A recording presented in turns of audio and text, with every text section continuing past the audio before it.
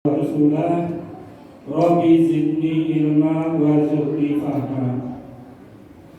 Ibu Abah, saudaraku yang dirahmati Allah SWT, alhamdulillah pada malam hari ini kita bisa berkumpul di Masjid At-Taqwa dalam rangka KBM kajian ba'da maghrib dengan materi kitab Riyadhus Shalihin. Insya Allah akan disampaikan oleh Ustadz kita, inggih menika Ustadz Thoriq Aziz LC. Monggo saderengipun acara inti kajian ba'da maghrib kita bukakan membaca basmalah. Bismillahirrahmanirrahim. Mudah-mudahan apa yang kita lakukan pada malam hari ini mendapat ridho Allah Subhanahu wa Ta'ala. Untuk berikutnya acara inti pembahasan kitab Riyadhus Shalihin, waktu sepenuhnya kami sampaikan kepada Ustadz Thoriq LC sampai kira-kira jam 8, jam 7 lebih sedikit waktu untuk iqomah. Ngoten nggih Ustadz Thoriq? Akhirnya waktu sepenuhnya kami sampaikan. Monggo Ustadz.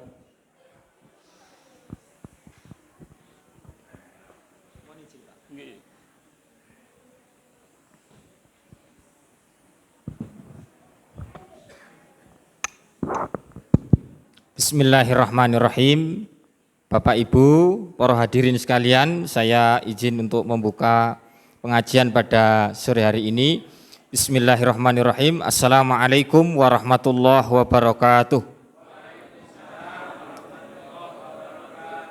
Alhamdulillahirabbil alamin wassalatu wassalamu ala rahmatillahi lil alamin wa hujjatihi ala nasi ajmain sayyidina wa imamina wa uswatina wa habibina wa muallimina Muhammad wa ala alihi wa sahbihi wa man da'a bida'watihi wa ihtada bisunnatihi wa sara ala dharbihi ila yaumiddini amma ba'd. Jamaah Masjid At-Taqwa yang dimuliakan oleh Allah Subhanahu wa Ta'ala, saya insyaallah akan membahas mulai dari bab 2, karena bab 1 tentang an-niyah, yaitu bab niat. Yang jelas kalau bab niat itu an-niyah syart min syurutil ibadat. Jadi niat itu sesuatu yang harus ada memang dalam sebuah ibadah. Jenengan berkorban tanpa niat tidak sah korbannya. Jenengan haji tanpa niat kemudian bermanasik di Makkah tidak sah hajinya batal. Jadi setiap sesuatu ibadah harus disertai dengan niat. Innamal a'malu binniyat. Kemudian yang membedakan antara ibadah dengan adah, ibadah dengan kebiasaan itu niat, Pak. Jenengan makan minum, itu kan kebiasaan, gharizah basyariyah, ya, kebutuhan pokok manusia.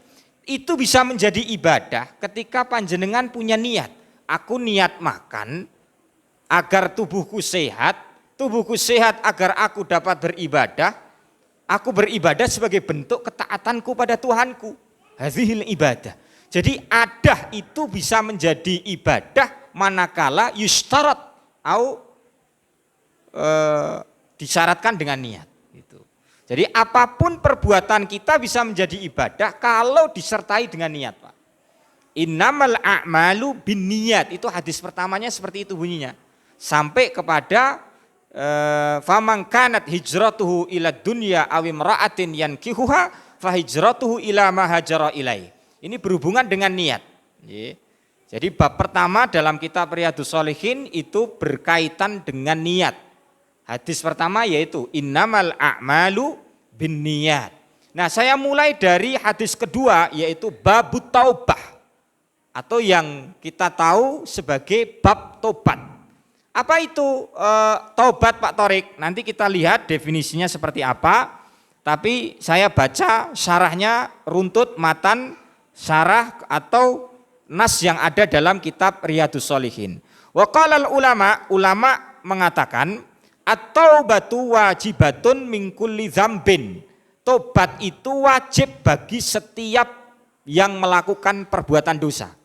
Apapun bentuk ketidaktaatan kita, kita harus bertobat dari perbuatan tersebut. Berbohong, mencuri, mungkin zalim kepada keluarganya, zalim kepada istrinya, menganiaya keluarganya, murid-muridnya, masyarakatnya, jamaahnya, la budda minat taubah. Harus bertaubat, Pak. Karena manusia itu memang tempatnya salah dan lupa. Dan perlu diingat Bapak Ibu sekalian, kullu musibatin ya yusabbib fi kulli bala'in wa mihnatin. Setiap musibah itu datang karena dosa yang kita kerjakan. Kullu musibatin ya bisababiz dzam, karena dosa kita, irtikabul ma'asi ya. Seringnya kita jatuh kepada kubangan kemaksiatan sehingga al-bala itu terus datang. Musibah itu terus datang dan tidak putus-putus. Ada kalanya musibah itu datang untuk menguji manusia. Imtahana Allah an-nasa. Allah menguji manusia dengan cobaan, dengan ujian. Seperti dalam surat Al-Mulk itu, alladzi khalaqal mauta wal hayata liyabluwakum ayyukum ahsanu amala. Nggih ibu-ibu nggih? Ibu-ibu sehat toh? Ya. Jadi alladzi khalaqal mauta wal hayata, dialah Allah yang menciptakan kematian dan kehidupan, liyabluwakum ayyukum ahsanu amala, agar Allah menguji kamu mana-mana yang paling baik amalnya. Jadi sebenarnya urip lan mati kuwi orang nggo meden-medeni menungso Bapak Ibu sekalian. Tapi kematian dan kehidupan itu menjadi ibtila lil bashar, menjadi ujian bagi manusia.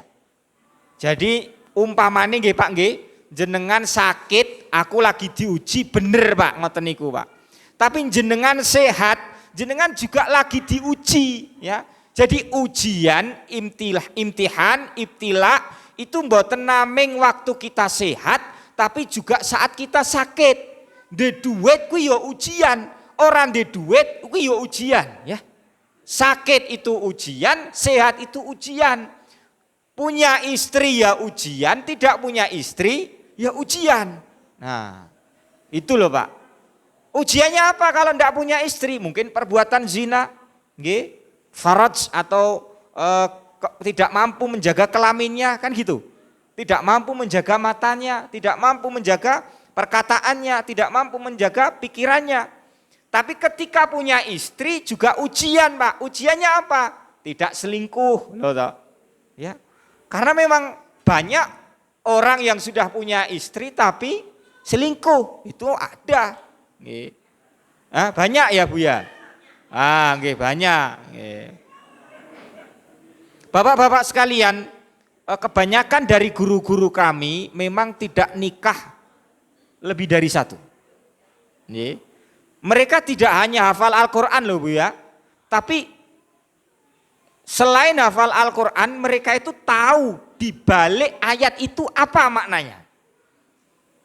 Jadi selain hafal alif ba ta'nya, tapi juga yafham ma wara al-ayah, apa yang di belakang ayat itu ngerti. Tapi mereka memilih untuk nikah, memiliki istri satu saja. Karena itu fawahidatan itu lebih baik Pak. Kalau kita tidak mampu adil, satu itu lebih baik Pak, daripada punya dua, punya tiga atau punya empat. Ya, coba diukur sendiri-sendiri. Apakah panjenengan mampu berbuat adil atau tidak? Tapi kebanyakan manusia tidak mampu berbuat adil, maka cukup satu saja. Gitu nggih Bu nggih? Kemudian ujiannya banyak sekali Pak kalau udah nikah Pak. Mungkin udah nikah tapi apa? Biasanya kalau nikah itu apa Pak? Ujiannya apa? ya padu kambek mertua katakanlah, atau udur kambek bapak ibu, ujian, ya. Dikirane nikahi penak, oh dolan plisiran neng pantai, bar kuwi neng hutan, oh jadi tidak. Ya, kalau neng hutan kan mboten Bu. Nggih. Ya plisiran ke pantai, ke mana lagi? Mungkin plisiran ke tempat-tempat museum atau ke perpustakaan gitu, ya Dik ya Cahayu. Seperti itu. Nggih. Ternyata ya ujian. Engko nek SD anake mamane repot, ya ujian, Pak. Semuanya ada ujiannya, nggih. Sakit ujian, sehat juga ujian. Nah, saya kembali kepada nasnya supaya tidak kemana-mana. Atau batu wajibatun, tobat itu hukumnya wajib Pak. Jadi sesuatu yang harus disegerakan salah satunya adalah ada 5 hal yang harus disegerakan Pak. Salah satunya wajib itu yang harus disegerakan tobat. Tobat itu tidak boleh ditunda-tunda. Membayar utang itu juga sama. Kalau jenengan memiliki kemampuan atau berkemampuan membayar hutang, segera bayar hutang. Tidak boleh ditunda-tunda. Jadi at-takhir fi daf'id duyun yani ghairu mamdu, ya, tidak dianjurkan. Menunda-nunda pembayaran hutang itu tidak dianjurkan. Segera dibayar hutangnya, Pak. Sesuatu yang harus disegerakan. Terus menguburkan jenazah itu juga sesuatu yang harus disegerakan. Tidak boleh ditahan-tahan sampai sehari, 2 hari, 3 hari.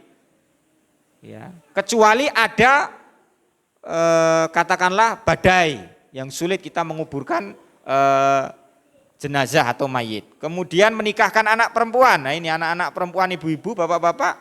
Kalau memang sudah ada yang melamar, sudah ada yang mendatangi wazata dinin dan memiliki agama, alangkah baiknya untuk disegerakan menikah untuk menghindari apa? Fitnah. Seperti itu kalau ada yang punya lari-lari perawan seperti itu.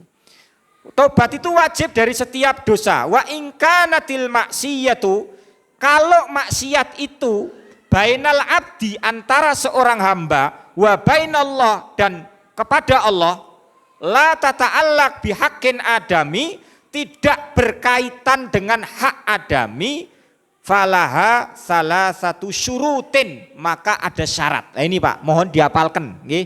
Ada 3 syarat tobat. Tobat itu bisa diterima, tobat itu bisa berlaku manakala syarat ini dipenuhi.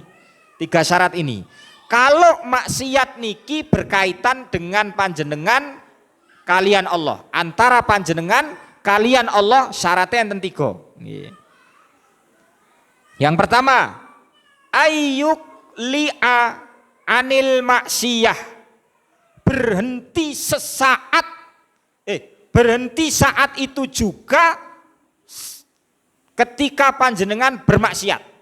Ayyuk li'a, ya, berhenti bermaksiat saat itu juga. Lah, ya umpamanya maksiat apa yang jenengan kerjakan? Ya, maksiat itu sesuatu yang mukhalifu syar Allah, menyelisihi syariat Allah. Pak Torik, apa yang kira-kira menyelisihi syariat Allah itu apa Pak? Allah menghalalkan baik, halallahul baik wa harrama riba, dan Allah mengharamkan riba. Berarti jelas perdagangan itu halal, peribanan itu haram kan gitu ya. Riba itu haram kan gitu. Jelas toh Pak? Nggih. Tapi kalau panjenengan tanya, Pak Torik, produk ribawi itu apa saja? Ikhtilaf. Ya, itu makanul ikhtilaf bainal ulama. Tapi ulama sepakat, sak jagat raya ini ulama sepakat riba itu haram. Tapi ketika melihat pada waqi'inal yaum, kenyataan kita pada hari ini, ulama berbeda pendapat Pak. Ada yang mengatakan uang itu barang ribawi, ada yang mengatakan uang kertas itu bukan barang ribawi. Alasannya simpel Pak. Setiap barang ribawi itu mesti memiliki harga pokok yang tetap. Saya utang Pak Dwi beras 1 ton. Saya utang beliau beras 1 ton tahun 2000. 1 ton beras. Hari ini saya harus bayar 1 ton beras. tidak boleh lebih, tidak boleh kurang. Tapi umpamanya saya hutang Pak Dwi uang 50 juta tahun 2000, tahun sekarang 2022 saya kembalikan dengan nominal yang sama, maka Pak Dwi bisa bukan untung Bu, tapi buntung. Sebabnya kenapa? Uang mengalami penyusutan nilai. Ini sebabnya kenapa Rasulullah, ini yang namanya ilham dari langit ya Pak nggih. Rasulullah itu menggunakan alat tukar menukar, alat jual beli itu menggunakan dinar dan dirham. Itu yang paling bener ya ngono kuwi, karena harganya pokok dan tetap Pak. Harga pokoknya itu tetap, enggak berubah-berubah. Coba rupiah panjenengan Pak. 1.000 zaman bapak saya itu dapat ayam jago 3 ekor. Sekarang mungkin berapa Pak Oki? Ya mungkin ya buntu tetok kan gitu kan. Rekoso Pak. Inilah saudara sekalian, perbedaannya seperti itu. Tapi ada juga yang berpendapat bahwa an-nuqud an-naqdiyah, uang kertas itu yakumu maqama az-zahab. Uang kertas itu menduduki posisi posisi emas dan perak. Maka panjenengan yang punya saldo entah di bank atau entah di rumah tetap sudah mencapai haul. Haul itu 1 tahun komariah nggih Pak nggih, bukan hijriah tapi komariah, dan mencapai nisab. Nisabnya apa Pak Torik? Ya nisabnya nisab emas 86 gram nggih, atau 85 atau 86 gram emas. Emas murni loh ya, bukan campuran. Artinya kalau emas murni 1 gramnya itu emas murni sekitaran 1 juta nggih Pak nggih. Ya 1 kali 86 berarti 86 juta selama haul dipenuhi, nisabnya sekian, panjenengan wajib mengeluarkan zakat mal. Itu. Berhenti bermaksiat seketika itu juga Pak.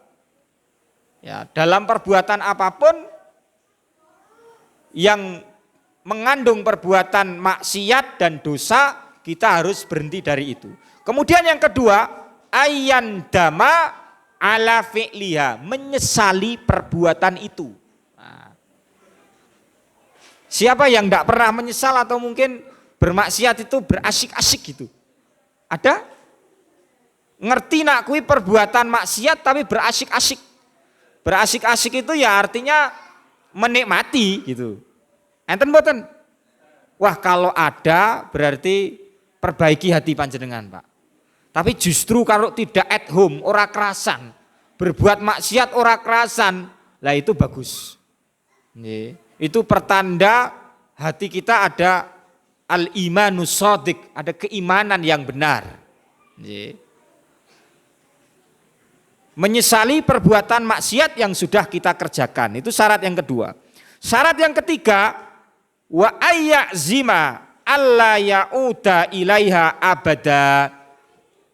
Berazam, nggih Ustadz Azam, bertekad tidak mengulangi lagi. Nah, nggih. Kalau mau bertobat tidak mengulangi lagi. Ini syarat dari tobat. Kalau hubungannya dengan Allah. Termasuk panjenengan ora salat. Ya, kalau ada yang tidak salat, gimana Pak Torik? Ya mengganti. Ya. Mazhabnya jumhur mengganti, mengkodok salat. Katakanlah subuh ora salat teko zuhur, ya wis salat subuh ning waktu zuhur. Itu namanya mengkodok salat. Lah nek ra salat 3 dina Pak salat, Pak Torik, ya wis 3 dina kuwi salat, nambah salat meneh 3 dina. Lah nek seminggu ya seminggu. Kecuali orang yang haid Pak. Tapi kalau yang laki-laki ini enggak salat seperti itu. Tapi kalau Ibnu Taimiyah berbeda pendapat. Yang enggak salat katakanlah wis setahun ora tau salat, kemudian dhek itu hidayah dhek salat, ya wis sing setahun ora salat iku ora usah dibayar salate. Karena salat itu inna sholata kanat alal mu'minina kitaban mauquta. Salat itu ada waktunya. Tapi kalau mengikuti pendapat jumhur ya salat. Teman saya itu ada Pak yang liburan di Indonesia 2 bulan neng Indonesia ora salat. Alasannya pakaiannya jarine tidak bisa memastikan bernajis atau sudah suci. Karena Indonesia nggak ngerti, saya nggak ngerti intinya dia alasannya seperti itu. Setiap kali imam sholat sama saya bareng jamaah, lah kok dek iki sholat meneh gitu loh. Saya tanya, kamu itu sebenarnya sholat apa? Aku mengqadha sholatku selama 2 bulan yang berada di Indonesia. Jadi selama liburan dia tidak sholat. Ya, ada tipe orang seperti itu ada juga. Tidak mengulangi perbuatan dosa kita, Pak. Ya kalau masalah ini parahnya gini, Pak. Kalau ada imam dalam sholat, ini imam terutama yang berkaitan dengan imam, ngentut ora gelem mundur. Pernah ada kasus kayak gini, Pak? Mungkin nanti tanya hati dengan piyambak-piyambak. Orang imam dia tahu dirinya batal atau kentut, baik sebelum atau saat sholat, tapi dia tidak mau mundur.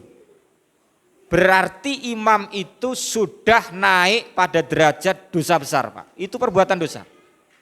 Ada kafarahnya. Ada yang harus ditebus oleh imam itu. Pertanyaannya sekarang, kalau jamaah ngerti imamnya batal, maka jamaah harus mengganti sholat tersebut, Pak.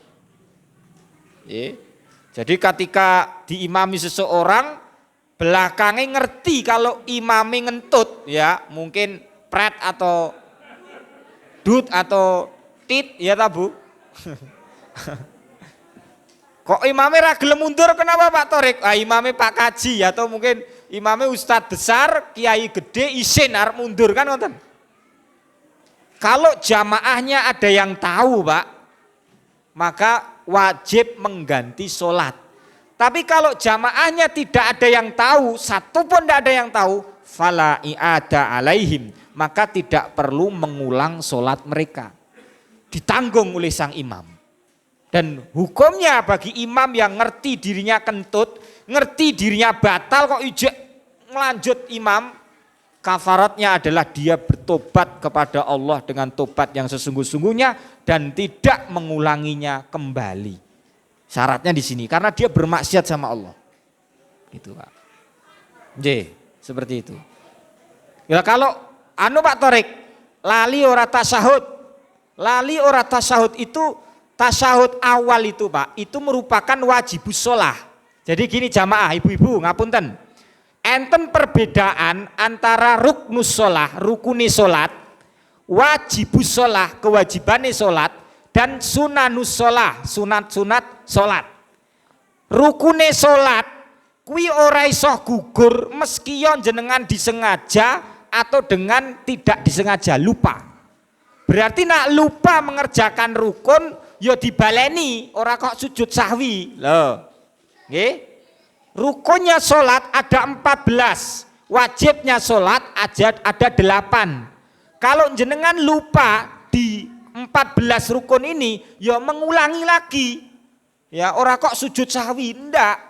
Tapi kalau lupanya dalam wajibus sholat, yuskot karena kelupaan ya, gugur atau lali 8 itu gugur salah satu dari 8 karena lupa atau karena mungkin jenengan sengaja, jenengan harus sujud sahwi. Dipaksa untuk sujud sahwi. Tapi kalau yang rukun, Pak, harus mengulangi lagi gitu. Contoh saya lupa tentang wajibus sholah, lali ora duduk tasyahud awal, Pak. Ya wis, ketika lupa itu saya cukup sujud sahwi dan tidak perlu mengulang sholat saya. Tapi lupa ora ruku, katakanlah yang rukun sholat itu apa? Membaca Fatihah, membaca Fatihah atau takbiratul ihram. Lali sholat, lali ora takbiratul ihram. Dia mengulang atau cukup sujud sahwi, Pak? Mengulang, Pak, karena dia meninggalkan rukun. Rukun itu tidak bisa gugur karena kesengajaan atau karena kelupaan. Dia harus mengulangi lagi dari awal. Tapi kalau lali ora duduk tasawuf awal, itu bisa sujud sahwi. Ini memang ya ini termasuk kelupaan kita di dalam melakukan peribadatan kepada Allah Subhanahu wa taala. Kalau dalam kurban kemarin kira-kira tidak ada. Menurut saya dalam itu kalau tanpa menyebut nama Allah bangkai Pak namanya Pak. Ya kurban itu menjadi bangkai. Daging itu tidak halal untuk kita makan. Sembelian tanpa menyebut nama Allah haram hukumnya. Bagi umat Islam. Karena itu nikmat dari Allah, anugerah dari Allah, kita sebut nama Allah dalam setiap udhiyah atau penyembelian. Tapi gini, Bapak-bapak sekalian yang berkorban kemarin untuk ibu bapaknya yang sudah meninggal, ya. Mungkin di sini ada juga, kalau di Pandian ada memang almarhum fulan gitu, ada. Jadi wonge wis mati tapi jek korban. Nah, iki ning Pandian akeh Bu, nggih. Di sini ada ndak Pak Dwi? Ada juga lah ya kan. Al-udhiyah anil mayit ini saya meluruskan Pak, kebolehan atau ketidakbolehan menyembelih kurban untuk mayit. Di sini kalau merujuk pada salafus soleh, terutama al-mazhab al-arba'ah, karena orang yang paling dekat hidupnya dengan Kanjeng Rasul itu kan generasi salafus soleh itu Pak. Salah satu kurun, 3 abad pertama, Abu Hanifah, Imam Malik, Imam Syafi'i, Imam Ahmad bin Hambal, itu justru yang salafi itu mereka. Kalau Al-Qardawi, Syekh Utsaimin, kemudian Syekh Majdi Sholeh, Fauzan dan lain-lain, itu generasi mutaakhirin, itu hidupnya sekarang Mas, ya, jauh dari Rasulullah. Justru kalau mau mengikuti salafus soleh, atba'u as-salaf, itu yang mengikuti para imam al-madzahib al-arba'ah itu, tidak ngikuti itu aja. Saya itu pernah Pak Azam, Pak Torik, kok jenengan nak sholat ruku'e ra jejeki piye, saya dibilang gitu. Jadi loh, di dalam sholat itu pemahamannya Pak, rukuk katakanlah, itu ada aqallur ruku', batas paling minimal ruku', dan akmalur ruku'. Akmal itu yang paling sempurna dalam ruku'. Berarti ketika saya ruku' Pak, kedua tangan saya menyentuh lutut, ayyamudda zohrahu, kemudian saya memanjangkan zohrahu itu punggung saya, itu sudah ruku' Pak, itu sudah menggugurkan kewajiban kita dalam ruku'. Tapi kalau mau akmalur ruku', mau betul-betul akmal itu sempurna ruku'nya, zohrnya atau punggungnya itu harus mustawian. Mustawian itu sejajar. Kalau jenengan ruku, saya letakkan air di atas punggung panjenengan, ndak tumpah, sejajar, lurus. Itu akmalur ruku. Tapi umpamanya Pak, ada orang yang bungkuk, katakanlah duwe penyakit boyok, wih ora iso, mustawian itu ndak bisa. Tapi dia sudah aqallur ruku. Dia sudah ruku Pak. Orang sholat kayak gini udah bener. Jangan disalah-salahkan. Wiki sholat ora bener 3 Juli itu salah itu malah. Seperti itu. Tadi saya terangkan tadi tentang berkorban Pak. Ada 2 hukumnya Pak. Kalau sebelum 2 ulama sepakat boleh berkorban untuk mayit. Semua ulama sepakat ini Pak. 4 mazhab ini sepakat. Boleh berkorban untuk mayit manakala si mayit berwasiat. Nggih. Duwe tembung, duwe uni pas dhek urip. Ya. Ketika dia hidup, dia punya tembung, maka boleh hukumnya, Pak. Yang jadi masalah kalau mayit meneng wae. Ya, maksudnya waktu hidup, ya. Waktu dia hidup, bapak ibu atau keluarga kita diam saja, tidak memiliki tembung atau uni pun. Apa hukumnya berkorban untuk mayit dalam kondisi seperti itu? Nah, di sini ada 2 Pak. Ijtihad. Kita kan orang awam nih, ya tak? Orang awam itu kan mau ijtihad ya ora nek kemampuan berijtihad. Akhirnya kan jatuhnya kepada taklid. Taklid itu meniru, melu nderek gitu. Mau nderek ijtihadnya mazhab yang pertama atau nderek ijtihadnya mazhab yang kedua. Mazhab yang pertama diikuti oleh Imam Malik, Abu Hanifah, Imam Ahmad bin Hambal. Berkorban untuk mayit bidunil wasiyah boleh. Ya. Berkorban untuk mayit meskipun tanpa wasiat boleh Pak. Tapi Imam Syafi'i justru mensyaratkan kita dalam berkorban untuk mayit harus dengan wasiat. Ini perlu dipahami ini Pak. Termasuk panjenengan itu pengikut siapa saya itu heran loh ya. Jenengan mengeklaim mudhahi dapat 1/3, fuqara dapat 1/3, hadiah dapat 1/3. Itu bukan pendapatnya Syafi'i loh ya. Itu pendapatnya Abu Hanifah. Imam Syafi'i, pengkorban itu hanya mengambil dan makan sedikit saja Pak dari daging kurban. Itu Imam Syafi'i, etikanya Imam Syafi'i, ijtihadnya Imam Syafi'i, pengkorban itu mengambil daging sekedik mawon Pak. Mungkin 1-2 piring dia ambil, kemudian dia makan. Itu ijtihadnya Imam Syafi'i. Kalau Abu Hanifah ada pembagian 3 ini Pak. Sepertiga untuk kita yang berkorban, sepertiga untuk hadiah, sepertiga untuk al-fakir. Kalau Imam Syafi'i, kita ambil 1 piring saja, sedikit saja untuk kita makan, sebagian besarnya ditasodukan untuk fuqara dan muhtajin, orang yang membutuhkan. Tapi ada pendapat yang ketiga Pak, ini pendapat yang saya kira panjenengan baru tahu nanti. Pendapatnya Imam Malik, ijtihadnya Imam Malik. Imam Malik mengatakan laisa hunaka wujud kismah muayyanah fi taksimil udhiyah. Di sana tidak ada pembagian khusus dalam distribusi daging zakat. Daging apa? Kurban. Jadi mau dimakan 90% yo karepmu, mau ditasodokan 90% dia makan 10% yo karepmu. Karena tidak ada dalil khusus tentang persenan pembagian daging kurban. Seperti itu Bapak-bapak sekalian. Jadi kalau yang kemarin soal kurban, lah kalau dibagikan dalam kondisi mentah atau matang Pak Torik, lebih baiknya tidak ada bedanya Pak, dibagikan daging itu dalam kondisi mentah atau matang. Nggak ada perbedaannya. La farqa baina maswiyan wa nayyan. Tidak ada bedanya mentah atau matang. Tidak ada bedanya.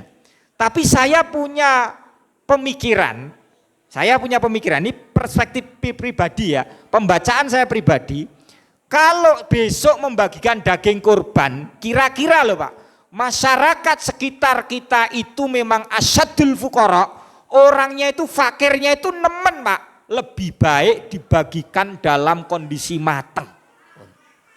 Wong fakir dalam kondisi nemen jenengan kasih daging. Ya nak di kompor, ya wis lah, katakanlah dia punya kompor, dia punya wajan. Ya kalau punya minyak Pak. Ya kalau enggak punya minyak gimana? Kan gitu. Kalau dia punya minyak ning ora iso masak wong bumbune ra enek kan ngoten. Maka orang-orang terutama yang kalau di Jakarta, di Bekasi itu kan masih ada Pak, di bawah jembatan tol itu ada peradaban kehidupan manusia. Ada orang hidup di situ, ada orang mencari rezeki di situ. Enggak usah jauh-jauh, di sana juga ada. Gitu. Pandian di bawah flyover Pandian itu bawah Pak, padahal jalan buntu. Di situ ada orang hidup loh Pak. Di situ ada orang ada peradaban manusia di situ. Nah, di Jakarta yang banyak kayak gitu Pak. Uripe ning pinggir-pinggir dalan, orang di omah turu ning ngarep toko, ngono kuwi mbok kei daging mentah. Dhek bingung, pengen ya arep maem, ning maem piye carane? Ya ta Pak. Lebih baik jenengan distribusikan dalam kondisi mateng, wareg enak kan gitu. Itu kalau kondisi masyarakatnya asyadul fuqara, sangat fakir sekali. 3 syarat itu saya ulangi lagi, berhenti dari maksiat saat itu juga, menyesali perbuatan maksiat dan tidak mengulangi perbuatan maksiat itu kembali. Kemudian Pak, syarat ini bisa menjadi 4 saat perbuatan maksiat itu berkaitan dengan manusia atau hakul adami. Contoh masalah utang. Mungkin setiap kita pernah berhutang karena hutang itu memang barangkali termasuk gade Pak. Orang taunya kan kalau gade itu kan haram toh. Apa istilahnya? Sebenarnya salah Pak. Gade itu merupakan cara syariat untuk mengurai benang kesulitan manusia. Salah satunya farihanum makbudoh. Allah punya syariat penggadean. Yang jadi pertanyaan dalam masyarakat yang menyebar luas di masyarakat ialah pemanfaatan barang gade. Ya. Katakanlah saya gadekan sepeda motor saya ke Pak Dwi. Saya gadekan 10 juta 3 bulan. Tapi sepeda motor saya dibawa Pak Dwi, dienggo dolan katakanlah. atau direntalkan, ya. Nggak tahu. Intinya memanfaatkan barang gade. Nah, masalahnya di sini Pak, bolehkah pemanfaatan barang gade itu atau terlarang? Kalau gadenya boleh, ya.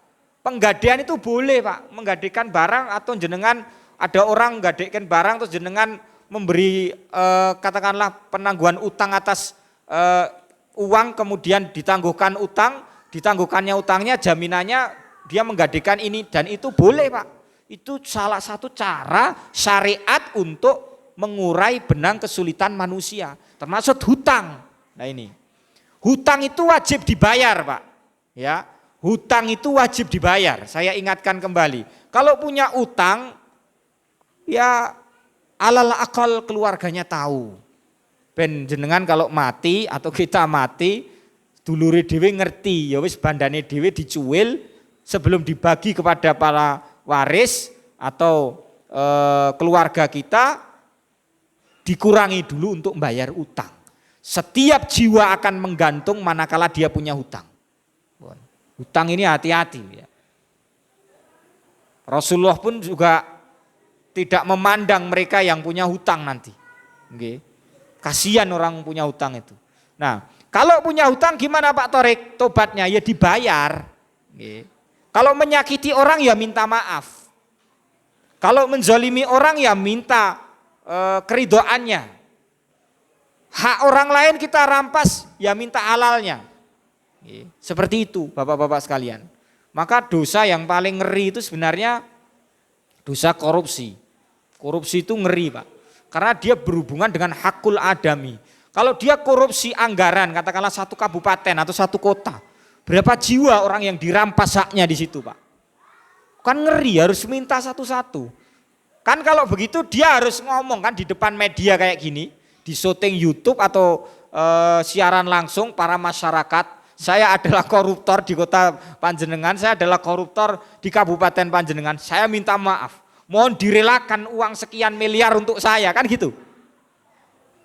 Tapi apa ada Pak orang yang koruptor seperti itu? Itu repot loh Pak orang koruptor. Jadi kalau mau dipotong tangan itu tidak hanya potong tangan Pak. Orang yang seperti itu namanya mufsiduna fil ard, perusak di muka bumi, itu koruptor. Dia bukan lagi kena hukum as-sariqatu wasariqatu faqta'u adahuma, tapi dia sudah mufsid fil ard. Karena keluar dari kadar potong tangan itu Pak. Wis ora zamane potong tangan, itu mufsid fil ard. Maka kalau di Jepang koruptor gantung diri, ya wis seperti itu, haragiri memang. Ini saya ingatkan bapak-bapak yang jadi pejabat, yang jadi katakanlah pimpinan di negeri ini, hati-hati dengan uang. Jabatan itu menakutkan. Nah, kalau berkaitan dengan utang Pak, bapak-bapak sekalian, kami punya pengalaman, punya utang, dan kami melihat referensinya Pak. Sebenarnya amal apa yang Rasulullah kerjakan saat punya hutang? Rasulullah mengamalkan doa yang sering Bapak Ibu hafalkan dan baca di pagi dan sore hari. Allahumma inni a'udzubika min ghalabatid daini wa qahrir rijal. Di maksurat ada. Nih. Hadisnya itu Allahumma inni a'udzubika minal hammi wal hazani wa a'udzubika minal ajzi wal kasali wa a'udzubika minal jubni wal bukhli wa a'udzubika min ghalabatid daini wa qahri rijal. Itu jenengan amalkan Pak. Dan doa itu jujur saya tulis di depan pintu lemari saya. Biar saya ingat bahwa orang punya hutang itu, nggih Pak nggih, hidupnya ngapunten lho ya, malam dia tidurnya tidak bisa ngorok karena masih punya hutang ya. Pagi dia terhina. Saya utang sama Pak Dwi, ketemu sama Pak Dwi, ora penak aku jek ndek utang dhek kan ngono to. Ya iya, mesti melipir, entah ngiri ke kanan atau piye ben ora ketemu Pak Dwi. Meski yo bayar ke utang jek bulan ngarep, tetep isin Pak. Nggih, malu. Engko nak umpamane ketemu Pak Dwi ya bulan depan ya tok-tok ngono kuwi ya. Seperti itu Pak. Malam dia enggak bisa tidur nyenyak. Nggih. Karena hutang itu memang seperti itu Pak. Tapi begini Bapak Ibu sekalian, Hutang, orang berhutang tidak berdosa. Orang berhutang tidak berdosa. Karena memang syariat yang mengajari kita, ya, dalam Al-Qur'an juz 3 itu surat Al-Baqarah ayat yang paling panjang intinya. Idza tadayantum bidainin ila ajalin musamma faktubu. Kalau berhutang silakan ditulis, Pak. Kalau sekarang harus dengan notaris, jasa notaris, utangnya di depan notaris. Karena kalau jenengan hutang hanya dengan ucapan lisan atau tanpa perangkat hukum, itu nggak punya kekuatan hukum di negara kita loh ya, hukum positifnya. Mbok arep apa istilahnya nyekel sertifikat atau apa kuwi ora tidak laku nggih Pak Dwi nggih? Enggak laku. Tetap harus di depan notaris. Kalau memang mau kuat di meja hukum di depan notaris. Nggih. Saya bacakan beberapa lagi sebentar lagi nggih. Nanti hadis pertama saya tukil satu saja. Atau langsung pada hadis yang pertama, hadis nomor ke-13. An Abi Hurairah radhiyallahu anhu qala, dari Abu Hurairah radhiyallahu mengatakan, sami'tu Rasulullah sallallahu alaihi wasallam, aku mendengar Rasulullah sallallahu alaihi wasallam, wallahi inni la astaghfirullah wa atubu ilaihi fil yaum aktsar min sab'ina marrah. Jadi Rasulullah itu beristighfar dalam sehari 70 kali. Nggih. Hadis ini menerangkan tahrid alal ummah ala taubah wal istighfar. Hadis ini mendorong umat untuk bertaubat dan beristighfar. Silahkan bapak-bapak membeli kayak gini. Kalau enggak subhah atau tasbih yang elektrik. Kalau sulit ngitung kayak gini, karena kalau di luar sholat biasanya memang sulit. Seperti kalau jenengan diboncengkan suami panjenengan, arep ngitungi kayak gini sulit. Atau bapak ibu yang sambil nyopir, nggih, pakai apa handle-nya dipegang gini, ini bisa elektrik, yang elektrik itu. Nggih. Seperti itu. Bahkan saya itu di Gria Qur'annya Pak Suradi yang di Giriroto itu ada beberapa ustazah yang saya lihat tangannya itu dilingkari tasbih. Dan ketika saya melihat bukannya jatuh cinta Pak, tapi saya hebat, orang ini hebat. Jadi inilah orang-orang yang selalu membasahi lisannya dengan zikir. Orang yang berzikir itu hatinya tentram loh Pak, tenang loh Pak. Ketenangan itu sifatnya para nabi dan orang soleh. Oh ada loh Pak, mohon maaf ya. Dikiranya wong nak wis sugih tenang Pak, enggak ya. Dikiranya kalau orang sudah sarjana tenang. Loh, justru kalau sudah sarjana dhek mumet ora tenang. Wis sarjana ning ra gawean kan gitu. Sarjana ra dit kere kan, repot. Lah kayak wong SD malah sugih kan gitu.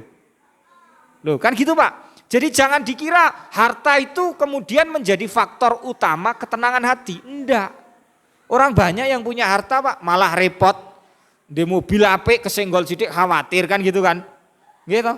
Atau punya HP yang bagus kemudian kesenggol sedikit dia juga repot. Nah, jadi ketenangan itu memang pemberian Allah, tidak sembarang orang diberi ketenangan dalam hatinya.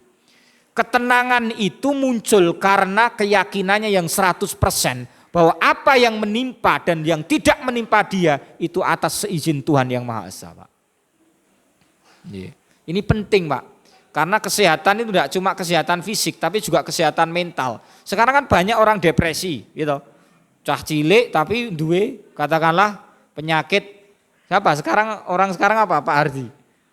Ya banyak sekarang itu Pak Ardi. Saya menulis buku itu tentang khasiat syukur itu. Saya memperhatikan bahwa Rasulullah itu metabolisme tubuhnya itu normal. Artinya selain makan yang teratur, ya, Rasulullah itu juga tingkat depresinya rendah. Stresnya itu rendah, Pak. Bahkan Ustadz Adi Hidayat itu pernah membuka kitab Kutubus Sittah itu kan menemukan Rasul itu ubannya itu sedikit, Pak. Jadi meski Rasulullah swidak 3 tahun, tapi Rasulullah ubannya sedikit. Itu menunjukkan metabolisme atau tingkat kesetresan Rasulullah itu rendah.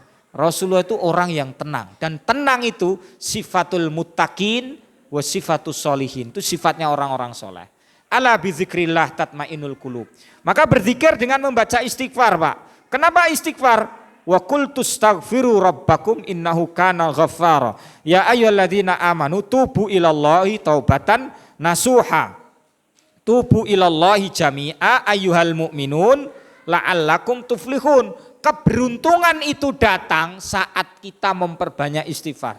Coba praktekkan, Pak. Hajat apa aja mesti nggawa istighfar. Tahlilan istighfar, gitu. Kenduren istighfar, apalagi Mas, Pak. Jenengan punya hakikoh anak, ya istilahnya itu biasanya yang dibaca wirid apa itu? Itu mesti ada muatannya istighfar. Jenengan yang Ikhwanul Muslimin, Hasan Al-Banna mengarang kitab maksurat zikir petang dan pagi, baik zikir kubro maupun zikir sugro. Yang jenengan baca itu zikir sugro, Pak. Zikir kubronya segini. Hasan Al-Banna itu kitab aslinya, saya punya soalnya di rumah. Zikir kubronya Hasan Al-Banna itu segini, Pak. Tapi pengikut Ikhwanul Muslimin sekarang itu zikirnya cuma yang harga 3.000 perak itu seemprit itu. Itu zikir sugro, Pak. Itu kecil karena kita punya kesibukan duniawi. Jadi kalau kita punya waktu longgar, kudune tuntunane Hasan Al-Banna membaca zikir kubro. Salah satunya istighfar, Pak, baca istighfar. Ada yang 80 berapa tadi? 70, ada yang 100. Hadisnya ada 2. Ada pertanyaan dulu, Bapak-bapak sekalian? Ibu-ibu silakan. Sampai jam 7. Pak Oki, silakan, enggak apa-apa.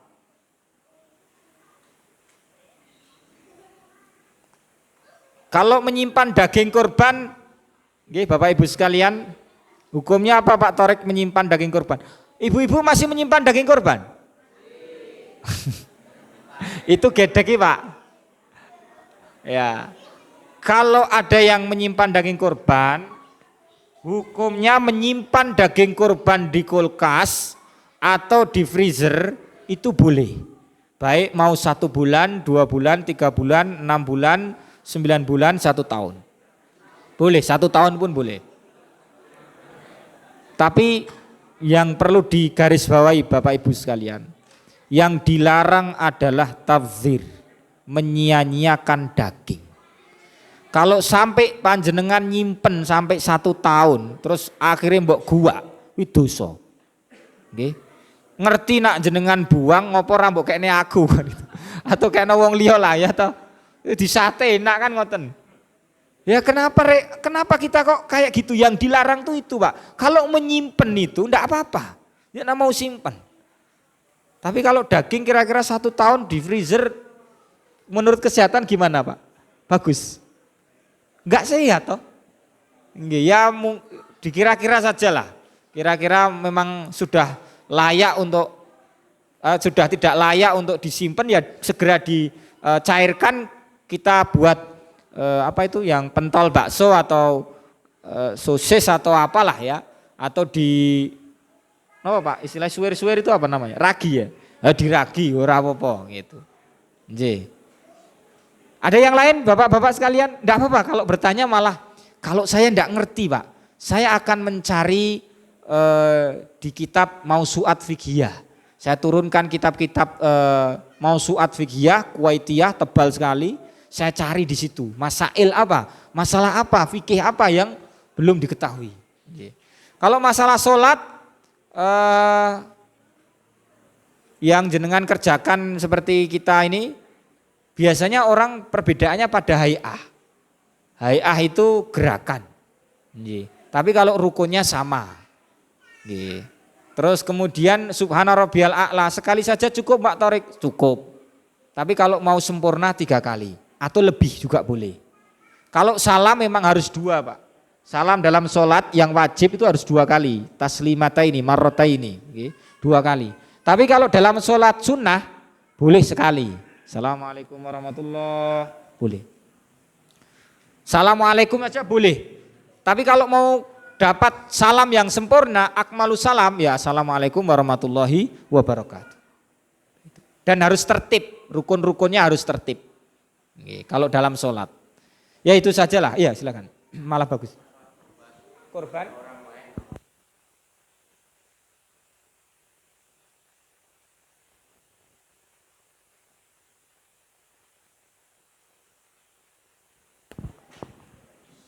hati seseorang itu yang mentaklid Allah. Jadi hati seseorang bisa berbalik ke kanan dan ke kiri, ke timur dan ke barat, itu Allah. Maka perbanyak doa, ya muqallibal qulub, sabbit qalbi ala dinik, sabbit qalbi ala taatik. Doanya seperti itu. Nah, perkara apakah kewajiban kita sudah gugur? Gugur. Zahirnya gugur. Tapi kita manusia, nahnu nahkumu bidzawahir. Kita berhukum pada yang tampak, Pak. Seseorang itu menjalimi seseorang, katakanlah. Fulan menjalimi seseorang. Fulan sudah meminta maaf. Wallahu fis sarair. Allah lah yang akan mengurusi yang tidak tampak itu. Jadi yang tampak dia harus meminta maaf. Kalau sekiranya kok dari wajahnya kok ketok irung ikhlas, wis Gusti Allah le nanggung, Mas. Seperti itu Bapak-bapak. Nggih. Jadi perbanyak doa, ya muqallibal qulub, sabbit qalbi ala dinik, atau sabbit qalbi ala taatik. Ya Allah, wahai pembolak-balik hati, tetapkanlah hatiku dalam ketaatan kepadamu. Tetapkanlah hatiku dalam bertauhid kepadamu.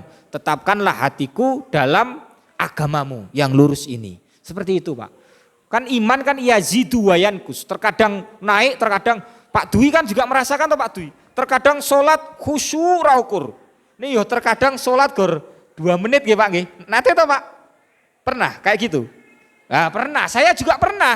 Saya pernah sholat khusyuk banget. Sampai bojoku kayak gor nginjen ning kamar ae. Kayak sholat apa suwene ra ukur. Memang saya resapi tenan. Ning bojoku yo pernah bilang sholat cepete ra ukur kan gitu kan. Pernah bilang seperti itu. Itu namanya yazidu wa yankus. Dan semua orang makomnya apapun pernah merasakan itu Pak. Mbok kiai gedene kaya ngopo mesti yazidu wa yankus. Terkadang naik, terkadang turun. Lah itu manfaatnya kita berdoa, Allahumma sabbitni ala taatik. Ya Allah, tetapkanlah hatiku untuk selalu taat kepadamu. Itu saja yang dapat saya sampaikan, kurang lebihnya saya mohon maaf. Akhirul kalam, wassalamualaikum warahmatullahi wabarakatuh.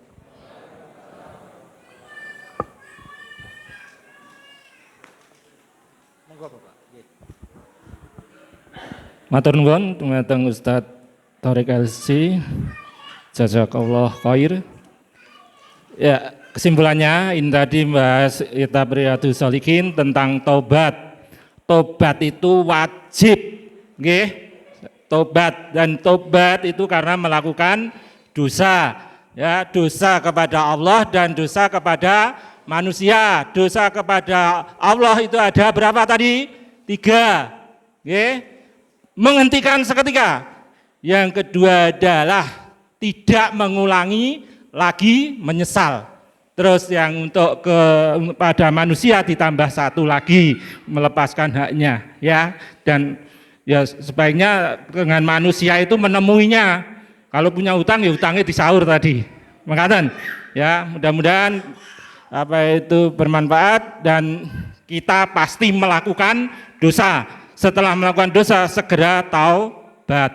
Saestu nggih. Itu aja, mudah-mudahan apa yang disampaikan oleh Ustadz Thoriq LC bisa kita amalkan. Akhirnya monggo kita akhiri kajian ba'da maghrib dengan materi kitab Riyadhus Shalihin dengan membaca hamdalah dan doa kafaratul majelis. Alhamdulillahirabbil alamin. Subhanakallahumma wa bihamdika asyhadu an la ilaha illa anta astaghfiruka wa atubu ilaik. Sebelumnya ini ada informasi nanti untuk takmir habis sholat apa itu Isya, khususnya untuk yang sunnah ba'da Isya, kumpul dulu untuk pengambilan video. Nonton nggih? Akhirnya dari saya cukupkan sekian. Billahi taufiq wal hidayah. Assalamualaikum warahmatullahi wabarakatuh.